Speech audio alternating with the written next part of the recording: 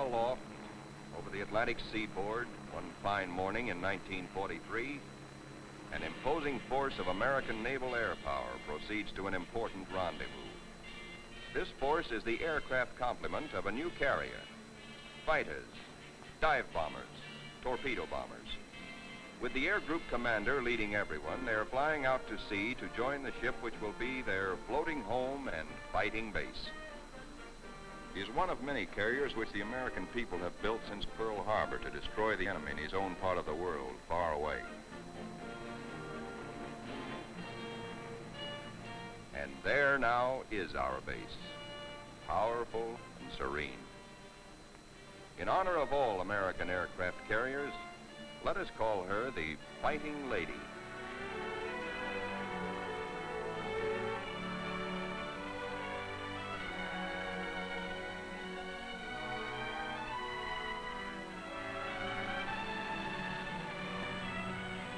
Against a good solid wind with their tail hooks down, our planes come into the broad flight deck of their new home.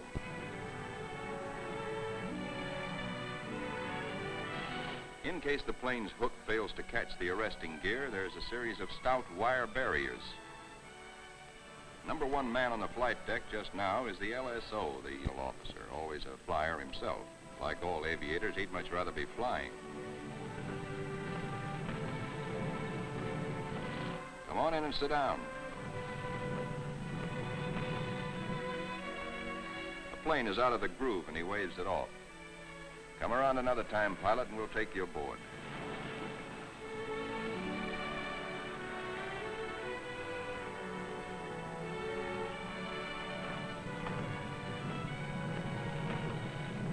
When planes land, they taxi quickly forward out of the way. Later, they'll have to be shifted to the stern and rearranged in proper position for takeoff. This is called respotting the deck. Here is our skipper, Jocko, a veteran Navy flyer, Annapolis, 1917. He is not impressed by our earnest efforts, nor the flight deck control officers. The skipper calls all hands together and gives us a piece of his mind. We'll never be ready for combat unless you flight deck crews learn right now to work as a team. Don't you men realize that before long we'll be in dangerous waters? That's too slow. Bear a hand.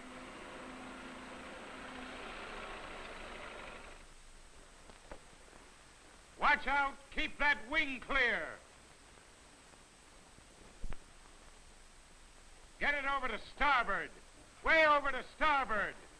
Come on, get the lead out of your pants. Now, this is the way your deck should look when you're ready for action. Our ship, our Fighting Lady, is enormous, wonderful, and strange to us. From stem to stern, the entire ship is a honeycomb of watertight and flame-proof compartments. Far below the waterline are engine rooms, fire rooms, fuel tanks, magazines packed with enough assorted high explosive to blow us all to kingdom come. The hangar deck is like a gigantic tunnel, nearly 2 city blocks long and wide enough to house 4 freight trains abreast.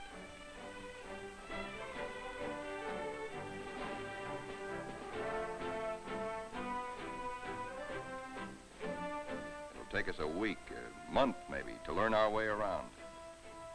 These new surroundings are as mysterious to us as they are cold and impersonal. Our Fighting Lady is like a huge floating cave, noisy and uncomfortable.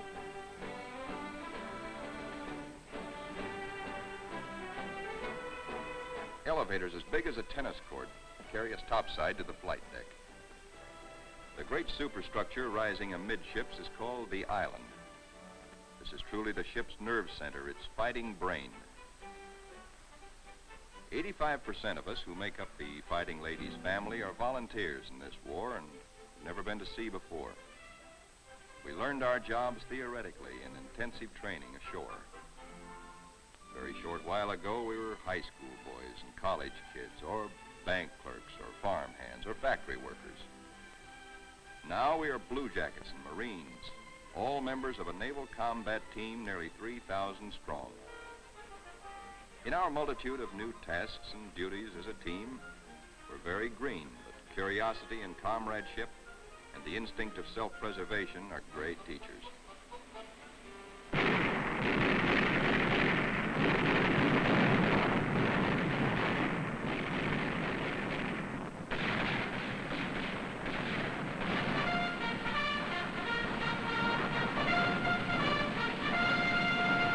Some of us have to master the delicate and complicated instruments which control the fire of our 5-inch batteries, the guns that must defend the fighting lady when enemy dive bombers and torpedo planes attack.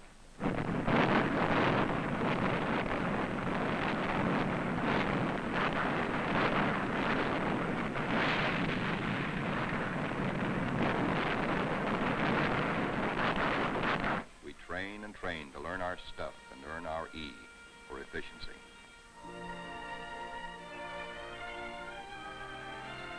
The Fighting Lady's destination is still a closely guarded secret, but no one can hide the fact that we're entering tropical waters.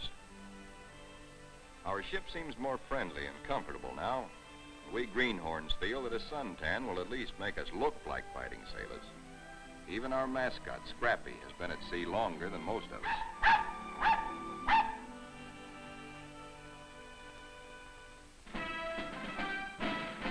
Some of the mystery that has been hanging over us is lifted when we enter the Panama Canal. There's a lot of unprofessional nervousness about whether or not we're too big to get through the locks. By using lines instead of fenders, we do get through, as the naval constructors knew all along we would. Come on, hop aboard. We're going places. For 2 cents I would. Do anybody want to swap?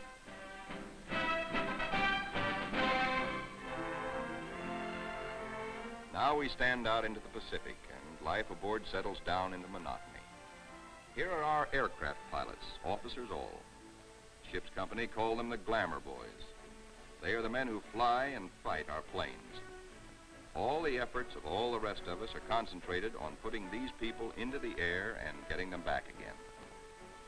Most of us are hiding a certain amount of nervousness and anxiety, for many of us are Johnny-come-latelys, reserve officers who only recently learned to fly at Corpus Christi and Jacksonville. Others among us are specialists who trained at Quonset Point, Rhode Island. Reserves are called by the regulars, in a friendly way, 90-day wonders. In return, the Annapolis regulars are called the trade school boys. But whether Quonset or Annapolis, all are bound together in the fraternity, the close fellowship of Navy men.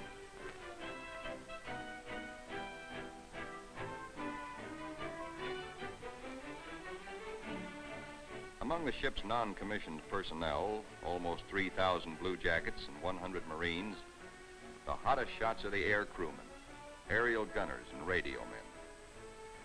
These boys and the plane captains are the partners of the glamour boys in the air. By non-flying blue jackets, they are called Zoom pigeons or Airedales. And because they receive 50% extra pay for flying, they are sometimes referred to as the bankroll boys.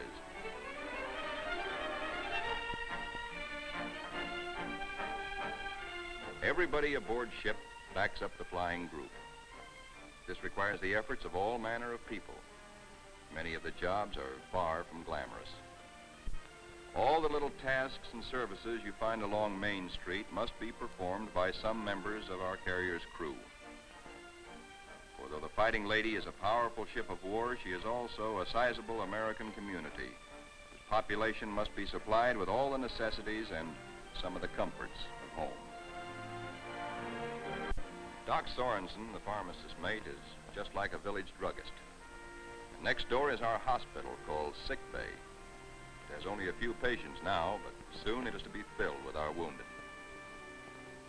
Men like these who perform the humble jobs that make life aboard a fighting carrier more bearable, the barbers and the cobblers, are seldom mentioned in communiques. They all have a place in our fighting team. Weeks pass. Now we are far out into the Pacific, which is a very considerable body of water. Monotony shuts down on us between our duties. Guessing where we're bound is still our chief pastime. Will we put into Pearl? Are we going to Iron Bottom Bay? Or maybe even to the Aleutians? All such gossip and rumor are called scuttlebutt or drinking fountain conversation.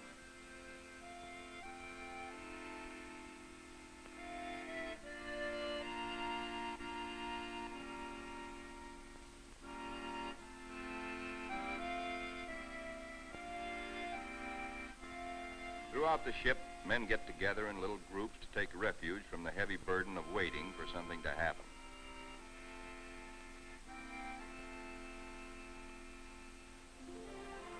And then one day, out of nowhere, comes a fast fleet tanker, and we're refueled at sea. This tells us something. This tells us that we are not going to Pearl or any other land base for a long, long time.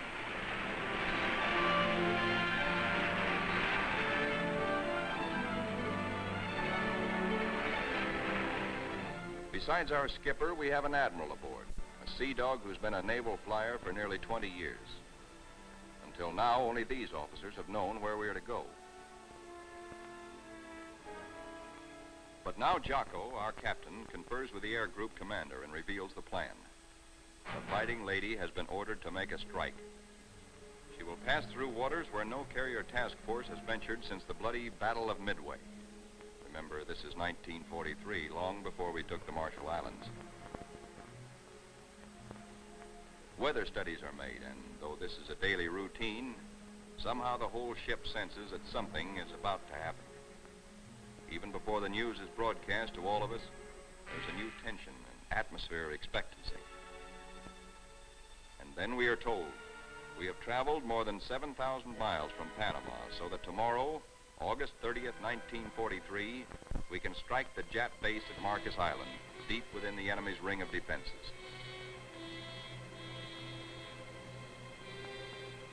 The evening before our first strike, the air group commander briefs all his pilots with maps and the model of our target. We are sticking out our necks to within 1,000 miles of Tokyo to divert the Japs' attention from other American activities far south and east of Marcus. Those of us who have never before been in battle, that's most of us, ask a lot of questions of those who have seen action. Seat gunners. Don't break off until you're practically on the same course and right astern of the enemy. Then push over fast. Outwardly, we try to seem composed and cheerful, but a lot's going on inside our minds. We question our most inner selves. What'll it be like? How'll we take it? Will we do all right? This is the night when a lot of boys write one more letter home.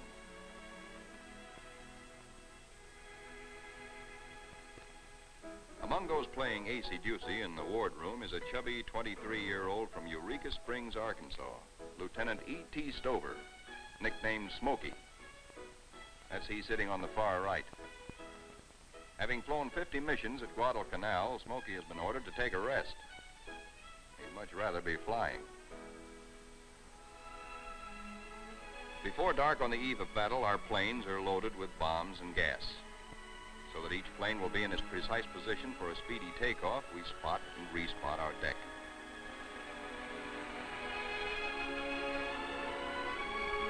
Now all is perfect. We will strike at dawn. And now GQ, General Quarters.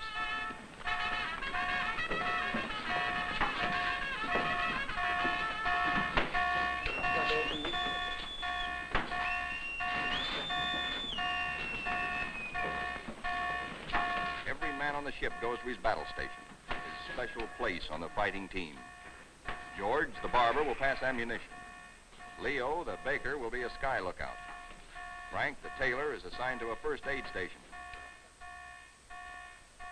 Pilots are in their ready rooms. Each squadron, fighter, bomber, torpedo bomber, assemble separately. Flyers get into their flight gear and receive last-minute data and instructions.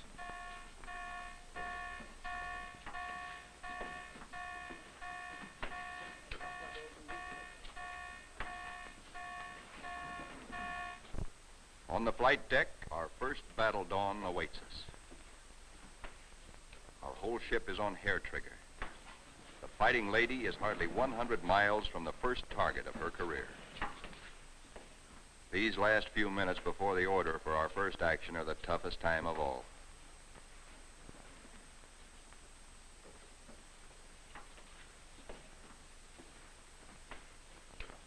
A wise man once said, "War is mostly waiting." We learn now what that can mean. At last the word comes. Pilot, man your plane. Ready room 3, roger. Pilots, man your planes.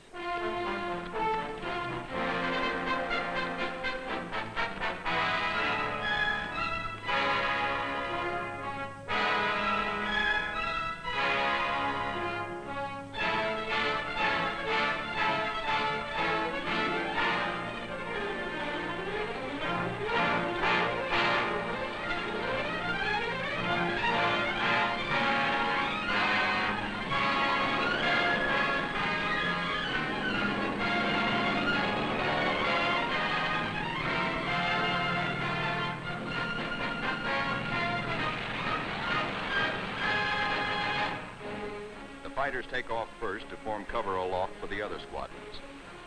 Then the bombers, heavy laden with destruction.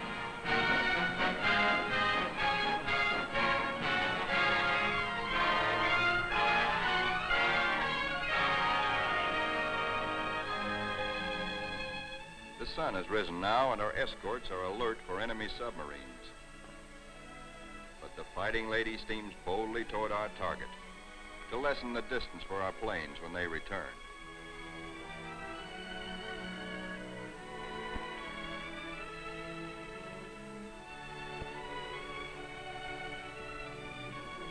The radio plotting room is the electric eye and ear by which the Fighting Lady detects and keeps tab on all planes and ships for miles around us. Smokey, the fighting ace from Arkansas, has been put in charge of this room for our big day. Hunched among his assistants, Smokey is like a super quarterback on a super football team. He is in constant touch with our entire air group.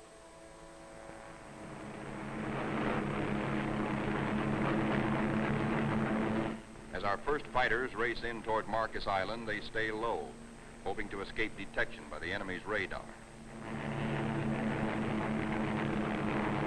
Then they climb suddenly and dive, a surprise strafing attack on the enemy's airstrips. These red balls floating up at us so lazily are anti-aircraft fire. There is 3 times as much of it coming up at us as we can see, because only 1 shell in 3 is a tracer. What look like fiery pollywogs are tracers from our own wing guns. The Yak-Yak is much heavier than expected, but through it we go to knock out enemy bombers on the ground. All through these battle pictures, realize that we are looking straight down our own gun barrels. These pictures are taken automatically by the same mechanism that operates the guns. Pictures even shake with the gun's recoil. Our eye is now the very eye of our fighting airplane.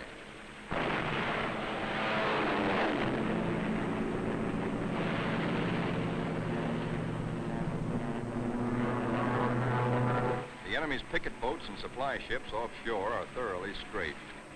No longer will these craft bring rice and sake and munitions to Marcus.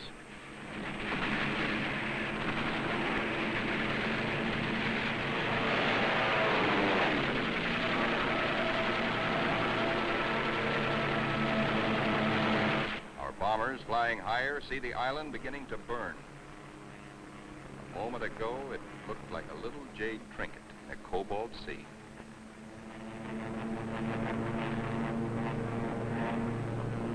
As the fighters and bombers swing victoriously away from Marcus Island, towering columns of smoke show the thorough job our boys have done. Back aboard ship, Smokey is tracking the flyers with care to be sure that none is missing and that no enemy planes are trying to follow them out to our Fighting Lady.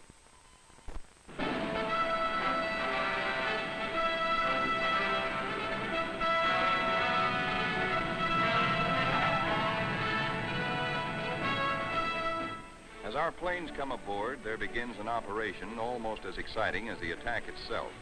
A ballet after battle, with the plane directors as dancing masters. The whirling propellers fill this scene with danger, but now our crews are trained and adept.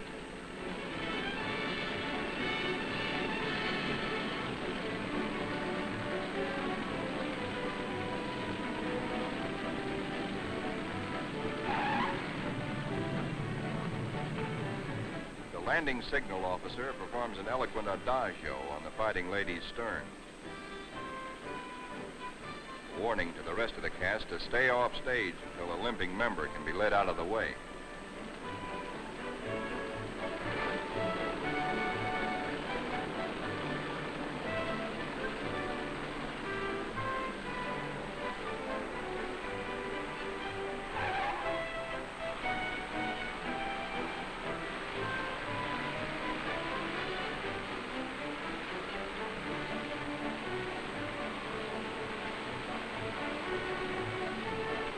pilots go below to report to their combat intelligence officers.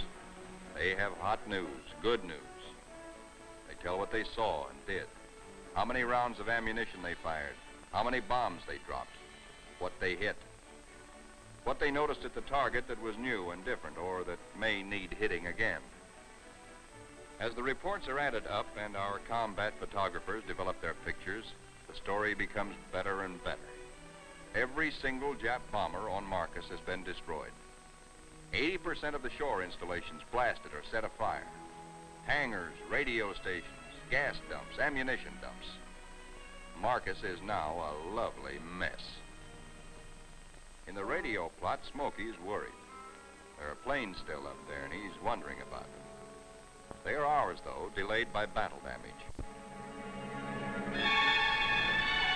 Landing a shot-up plane on the carrier is a crucial test of how well-trained, how alert and steady a naval flyer is.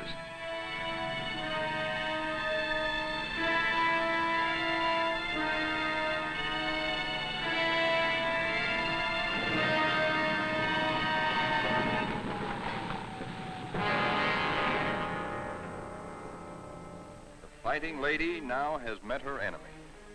In the wardroom, the pilots who this morning felt new and nervous now talk like veterans.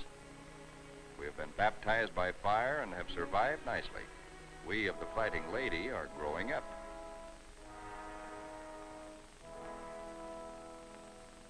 The admiral of our task force knows the overall strategy of the whole Pacific campaign.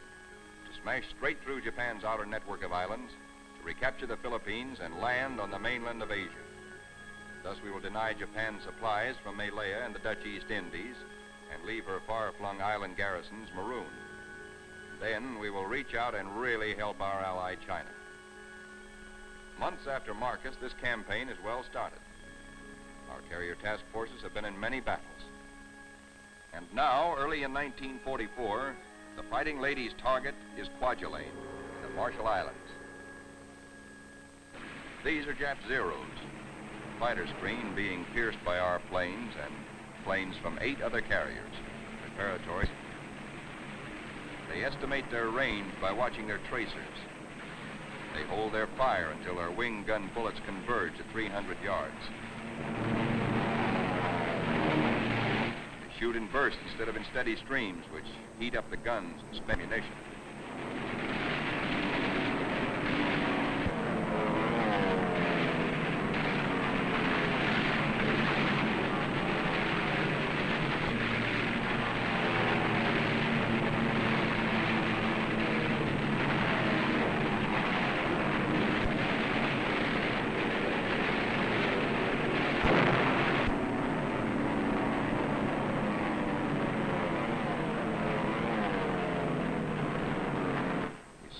Kwajalein burning, very satisfactory. Assault craft filled with Marines and Army hit the beaches. And very soon after that, Kwajalein is ours. Secret naval fortress 1,400 miles to the west, there apparently are some heavy units of the Japanese fleet. Wondering when and...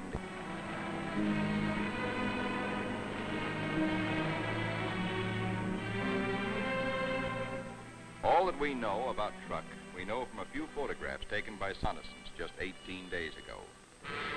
We hear that it is a complex of heavily fortified islands surrounded by airstrips, with naval anchorages at certain spots among the islands. For the next 2 days, more than 1,000 of our carrier-based planes are going to sweep in on Truk in relays. The planes appear to float gently off our bow. Actually, their airspeed is a good 70 knots. Diving in on Truk, we again turn on our guns and their synchronized cameras. Truk's defenders are aloft and we smack them hard.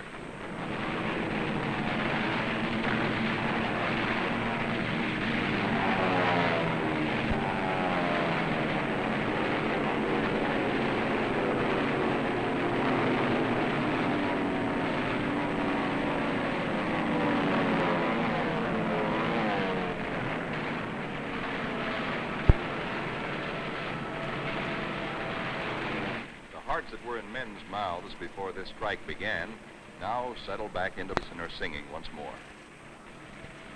There's something really grand, historic, about diving in here on this place which Japan has been building and guarding jealously from all but Japanese eyes for 20 years. We dive right in low and take a good look at fighter strips, bomber bases, and seaplane ramps.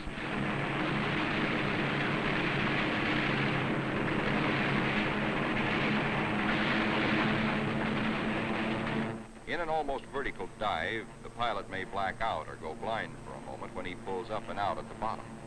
But the camera won't black out.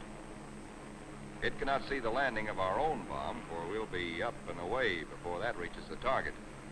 But it records the hits of other planes ahead of us.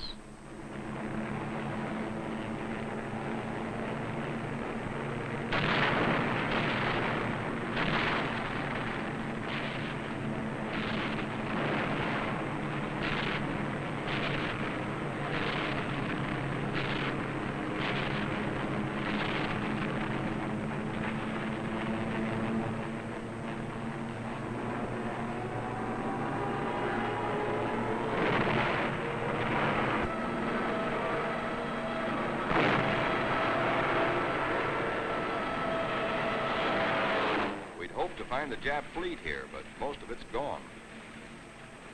Some lingering ships, including some of their fast fleet tankers, we find.